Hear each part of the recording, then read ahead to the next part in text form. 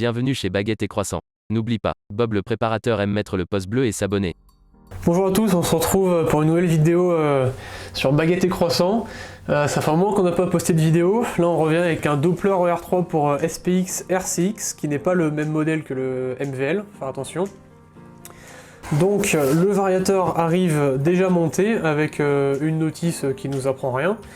Le variateur est déjà monté. Ils nous fournissent une petite bague, ça c'est pour la bride, vous pouvez la mettre directement de côté, hein. Je pense que ça sert à rien si vous achetez ce genre de variateur. Et vous avez le variateur, les jeux de poids et l'écrou. Et l'écrou pour le fixer au vilo. En ce qui concerne le variateur, donc la bride, vous pourrez la mettre ici.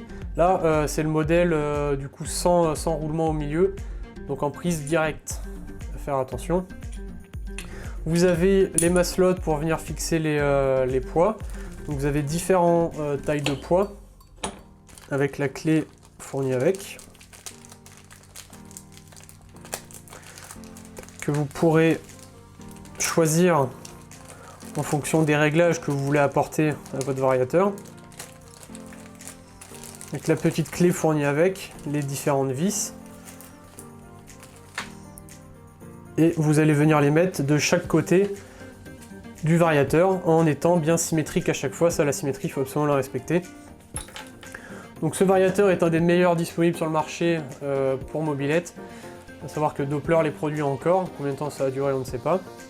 Mais c'est les meilleurs en termes de performance et de facilité de réglage pour le moment. Le seul problème avec ce variateur, ça va être les finitions au niveau des maslots.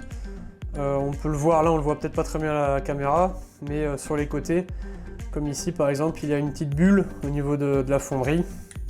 C'est assez dérangeant quand même, parce que ce variateur coûte quand même 150 €, donc on s'attend à des finitions un petit peu mieux.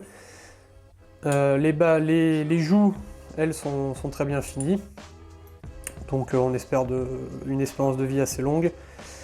On va aller le monter directement. Ça vous pourrez le voir dans une prochaine vidéo. À faire attention à bien graisser la tige qui passe à l'intérieur.